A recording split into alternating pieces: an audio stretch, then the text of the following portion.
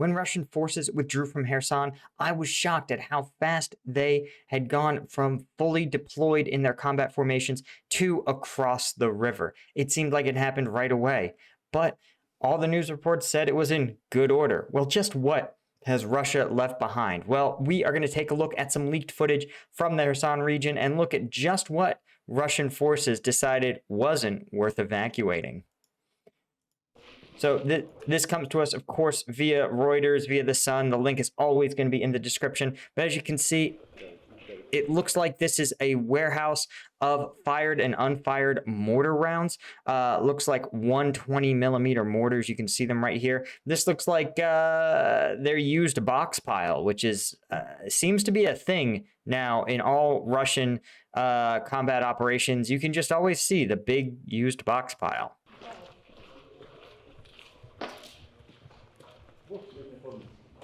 What's also interesting is you can see gallons and gallons of water sort of strewn about here. You can learn a lot from about an enemy from their trash. It sounds silly, but in the military, we were trained to never leave your trash behind. Boy, did the generals seem to forget that when we withdrew from Afghanistan. But we can learn a lot about who the enemy is and how they're living just based on the trash.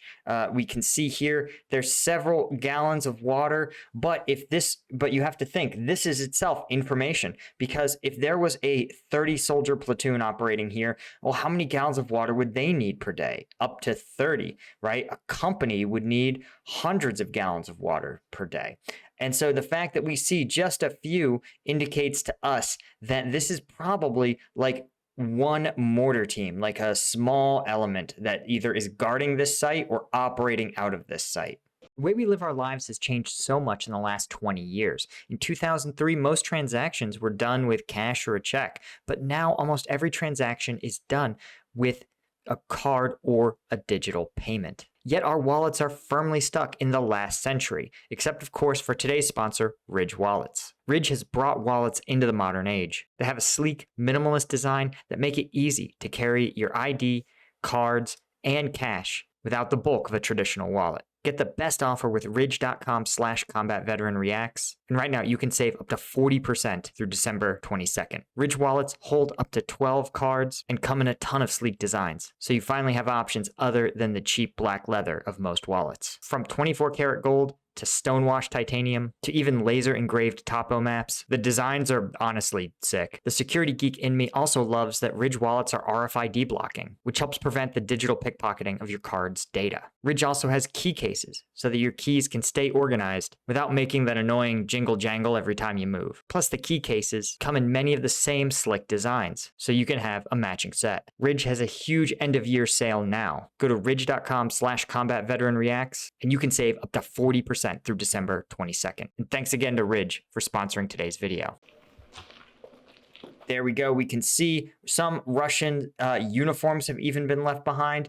This is, again, indicative of not military forces who are executing a carefully planned withdrawal. You definitely want to take all your clothes with you. It's just like leaving a hotel. You really, really don't want to leave your uniforms behind. I mean, I can tell you, in Afghanistan, my uniforms, I used to go through them all the time, right? You just combat operations, just wear those clothes so much faster and harder than anything else. In fact, at one point, I was down to literally one functioning pair of ACU patterned uniforms, or whatever they call them, OCP patterned uniforms. I don't even know. The stupid digital camo.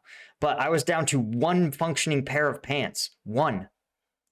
And it had a pretty big rip in its crotch area. It was really annoying. And again, a little unprofessional.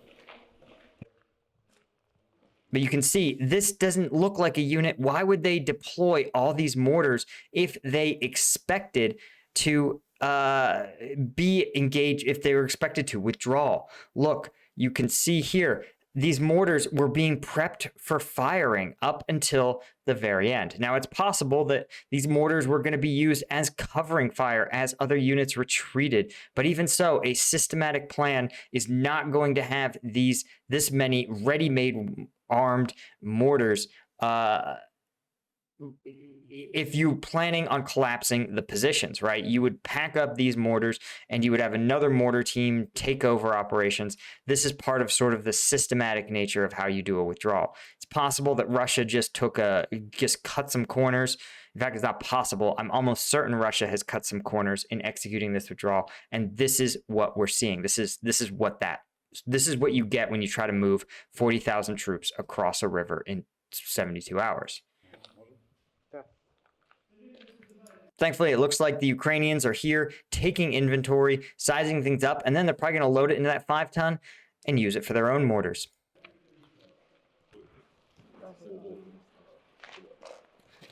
Just a quick gear breakdown. It looks like we have maybe some sort of tough to say. Well, he's got what looks like an AK-74. Got his plate carrier, he's got a couple of magazines, and then he has this, which could, I suspect, be a gas mask, an NBC mask. I mean, it could be a first aid kit, but it seems quite large, and his compatriot has the same thing. It could also be a spare drum magazine for an automatic machine gun, but none of these guys look like they're carrying that weapon system. So I'm going to go ahead and say possibly an NBC mask.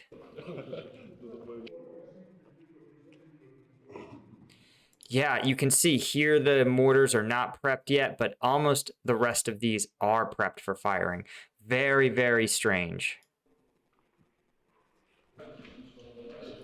You can see here it looks like these are expended anti-tank rockets. But again, these I'm less shocked. You know, you can take the expended tubes back and they can be refitted and used again. But, you know, this I'm not shocked that they left behind. You have to set priorities when you're withdrawing.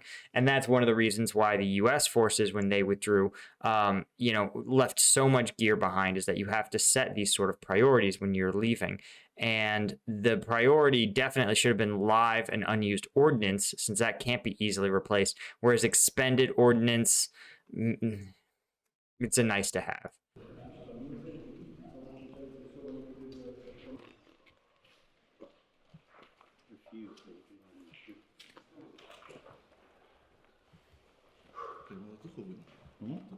Yeah, just the scale. I mean, look at these boxes and boxes and boxes of unused mortar rounds. And in the grand scheme of things, this is probably not that many. And we've talked about how Russia is relying heavily on artillery in this conflict, but you still are just struck by the fact that there wasn't even like an effort to clear this out.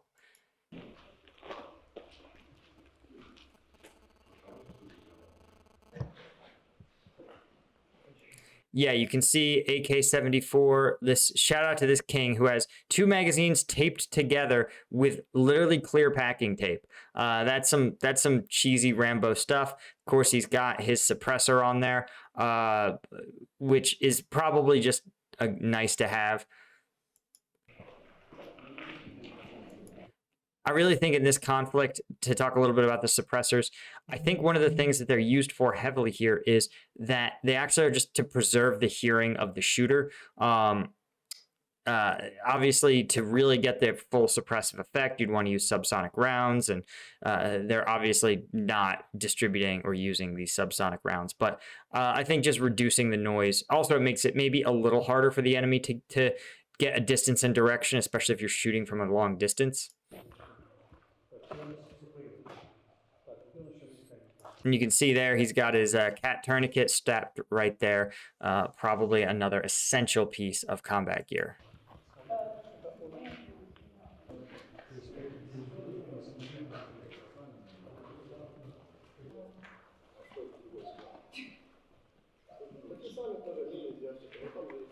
Yeah, just a really... Okay, here we go. This is also interesting. See, just like we said, when we look at how the Russians are living, we can, again, discern how many people are operating here. You can see I'm seeing 1, 2, possibly 3, maybe 4 sleeping areas. That would make sense. You can see here there's a towel. It looks like they're in some sort of concrete reinforced bunker. They've put up these rugs in order to give it some insulation, right? To not let the heat bleed right through. It looks like they've stolen some furniture from maybe local houses to create a little sleeping area. It looks pretty chaotic. Again, if I was leaving in a timely fashion, I would not leave my towel behind. That you need the towels to take a shower and hygiene in the field. It's not just a feel good. It's nice to feel fresh and clean. Don't get it twisted, but preventing things like staph infection, ringworm, skin conditions. When you're living in a barracks-like environment and you're in a combat environment, those sort of issues can become really bad. Even just keeping your hands clean, your plate clean, your food clean. It's so important, right? It's not uncommon for soldiers. I mean, look at how cramped the conditions these are. It would be totally expected that you would see some soldiers have things like scabies or lice breakouts or any other communicable skin disease. That is a really dumb reason to have to intervene and get medical care for soldiers, but that can make your troopers combat ineffective. So leaving behind personal hygiene equipment is a really bad idea.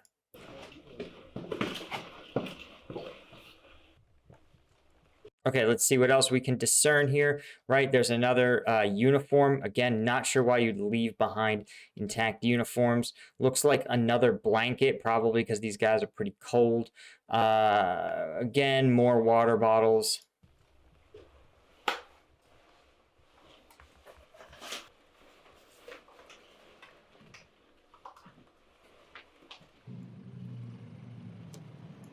And also interesting, you can see here they've painted a Ukrainian flag or Ukrainian colors onto the hood of the vehicle. That's to tell drones, don't drop your ordnance onto us, and communicate to other overhead aircraft.